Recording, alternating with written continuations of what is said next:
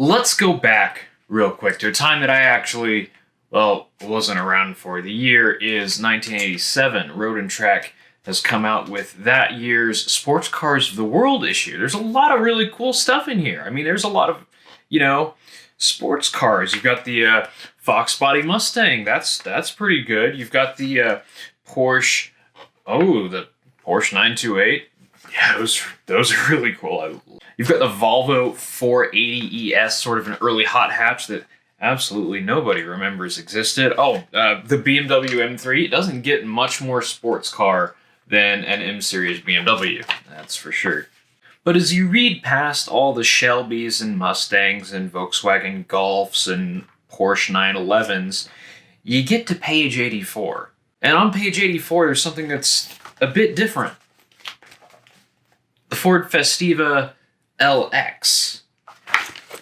The Ford Festiva is an interesting thing. It's an incredibly small micro-economy hatchback. It's a bit of a world car. It was actually designed by Mazda as the Mazda 121 and then manufactured by Kia and sold in the US as a Ford. What's it doing in a sports car issue of Road and Track? As I read this, I really mourn the death of automotive journalism. Like, the writing in this is just fantastic.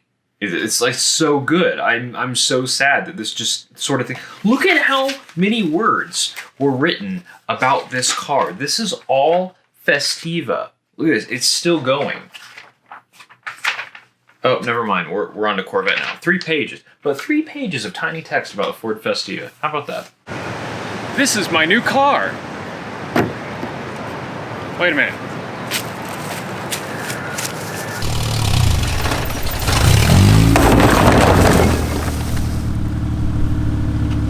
This is my new car. The window doesn't work. That's right. I bought the car that Road and Track was raving about. A Ford Festiva. I'm sliding off of it. I'm just gonna take a seat. Okay. So if this car looks familiar, there's a pretty good reason for that. Though I'm sure it doesn't look familiar to a lot of you because, the video was from before I got the Buick, frankly, so I hardly had any subscribers. But I went with my friend Brett, and he picked up this car for just a couple $100s in Oklahoma, and we road tripped it back. And then it sat. He didn't do a whole lot with it, and he sold it to me for the princely sum of $300. How can you say no to that? All this excellence for just $300. So what exactly did my $300 get me? Well, it's a small 2-door hatchback. It has some amount of interior, half of a seat. There's a back seat as well. It's got a headliner, shockingly. It's a vinyl thing, so it doesn't really fail. You have a gauge cluster, none of which works. You have turn signals, which I think work. It's got pedals. The one in the middle doesn't work right, though. It doesn't return properly, so the brake lights just kind of stay on after you use the brakes, unless you use your toe to lift it up. The brakes themselves work. The switch is just a little boogered up. It's got a shifter, which is super precise, and yeah, that's about it. Power. Let's see here. Power. There we go. What's wild about this car to me is that this car has 2-stage paint on this fender. The hood is not 2-stage. The whole car was not 2-stage. These weren't painted this way, which means someone actually spent money fixing paintwork on a Ford Festiva. My mind is blown. Take a look at these tires. No, I mean, take a closer look. 155/80 R12. That is a 12-inch Steely.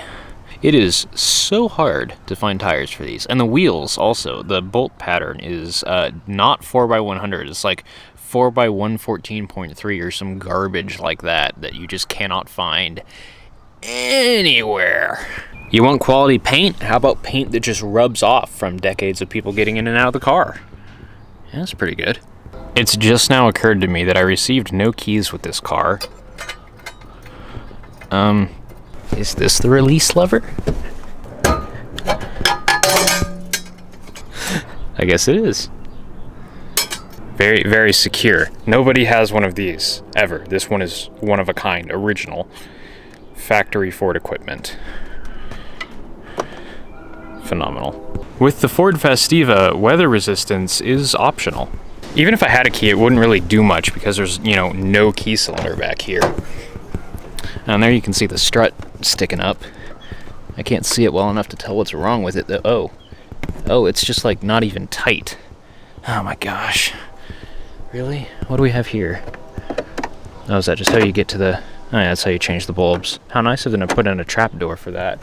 And one over here. And seat belts for the back. It's a very well thought out little car, honestly. I mean, that's not super well thought out. That's just falling off, but you take what you can get, I guess. No rear wiper. Strange. Something that sort of blows my mind here is look at how clean the exhaust is. It's like brand new. It's almost like someone spent money replacing the exhaust on a Ford Festiva. How strange. I just realized this car probably wasn't even optioned. Wait, no, this is where the antenna would have gone if this car was originally optioned with a radio. What this has instead is this incredibly aftermarket stump of what was at some point an antenna on the hood. Yeah, glass headlights. There's some quality. Oh wow, they're automatic adjusting. Look at that. That's some ahead of its time thinking right there. Power comes from this little thing. It's a 1.3 liter 4-cylinder. Yep, and it's got a brand new battery. That's most of the value right there. This is a Mazda B3. It's actually related to the B6 in the original Mazda Miata. And look how cute it is. Now look at that. Very easy timing belt inspections. Bonk. The Festiva is a pretty practical car. I mean, look at that. That strut works phenomenally well. Looks like we've got a door card back here and a single wiper and a wiper arm. Okay. And then a seat that folds down. A seat that folds down. Yeah, whatever. Yep. And then you can store things like your door card, I guess. The killer app of this car really is how incredibly large it is inside here despite its small external appearance. I mean, I am sitting comfortably in the back seat and another one of me could comfortably sit in the front seat. Even my friend who's 6'5" comfortably fit in this back seat here. There's just so much legroom. It's phenomenal. And look at this, I get an armrest. An armrest. That's the pinnacle of luxury right there. And one of my favorite things on old cars, pop-out windows. Yes, how about that? All this in a car that weighs less than a Mazda Miata. Less than a Miata. And you got all these seats and storage and a roof that normal people can fit under. It's amazing. It's so light that it's more effort to start it than it is to just give it a push. Away we go. This is the fastest it's ever. Uh-oh, I hit something. Now, obviously things aren't all sunshine and rainbows here in Ford Festiva land. There's a few issues that might have pushed the price down on this one a little bit. If you remember my video where we brought this thing home from Oklahoma, it has the worst rattling noise coming from the rear suspension, probably because the top mounts are just completely gone. It just sounds like there's hardware rattling around on the top of the strut. It's bad. It's really, really bad and really loud, but that still has not been fixed. It still has that problem, hopefully easily resolved, with some new rear struts. It also still has a vacuum leak, none of the gauges work, and the starting procedure. Let's take a quick drive and I can explain a little bit better all the things that are kind of off here.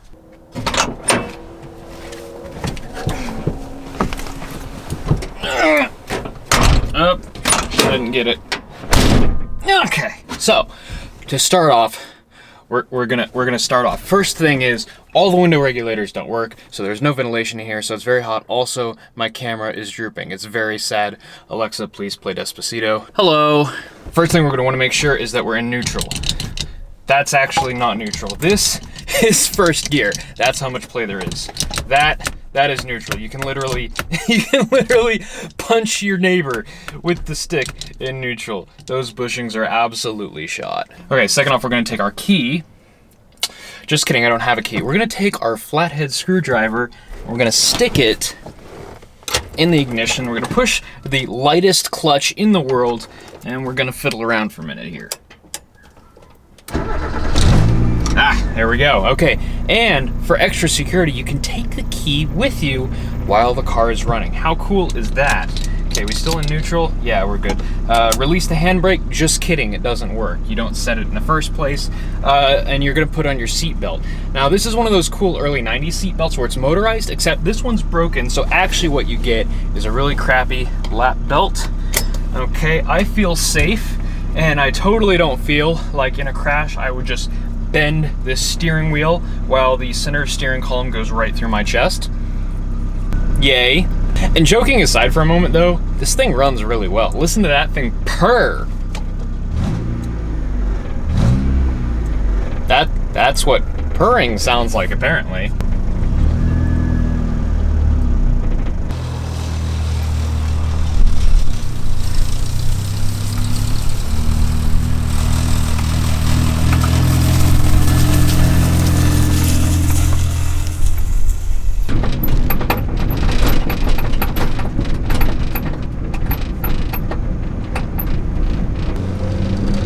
Second, there it is. Yep, that was second. Okay, here we go. All right, we're off. Going for third.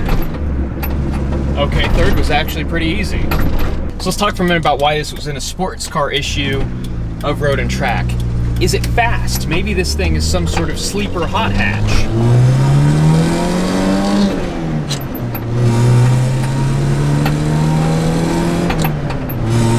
No. It's definitely not that.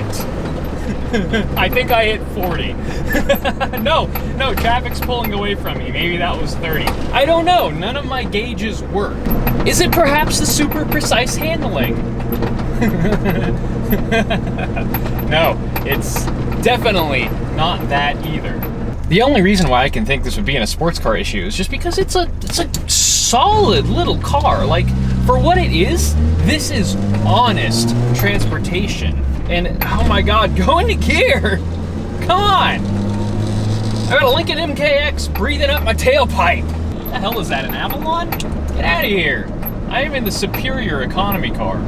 Despite how beat up this particular car is, there is so much potential for this platform, and there's actually quite an active fan base of these. People are building all sorts of stuff out of these. I mean, because it's so light, this makes a heck of an autocross car. And you can put, this was a direct swap recipient for the Ford Capri, for the Ford Capri turbo powertrain, which was a turbo Mazda B3, making a lot more than the 67 horsepower this makes. But, I mean, for what it's worth, that 67 horsepower does move you around perfectly fine. I mean, it's slow, but it's not like Volkswagen bus slow. Oh god, what gear am I in? Fourth? Third? That was reverse. I just tried to shift into reverse. I was going for fourth, but you know, it happens. It's so bad! I'm driving a cup full of change down the road.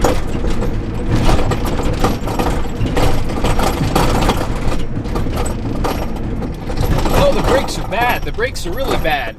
This particular car is not even equipped with the luxury of a passenger side mirror. Just the driver's in the rear. That's all you get. Come on. First. There we go. This is definitely an experience, but here's my dilemma. I'm not really sure what to do with this thing. I mean, it's not really a daily driver. I've got the 3 Series for that. It's significantly better.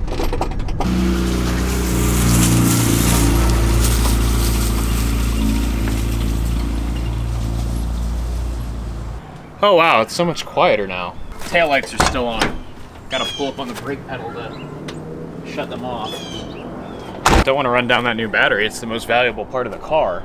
So, what should I do with this thing? Should I do like an autocross build? A show car? A rally car? Maybe just fix it up and flip it? Make it a good daily driver for someone? I mean, gas prices are going up. I bet this will be worth a mint I feel like it'll fall apart if I keep doing this. I mean, or maybe I could just, you know, grab a chair, crack open a nice, fresh, real sugar Mountain Dew, and stare at it and just enjoy the view for a bit. So drop a comment down below. Let me know what you think I should do with this wonderful red little nugget of a 80s economy, well, late 80s, early 90s economy hatch. I actually don't know what year this is. What are you? Except for broken.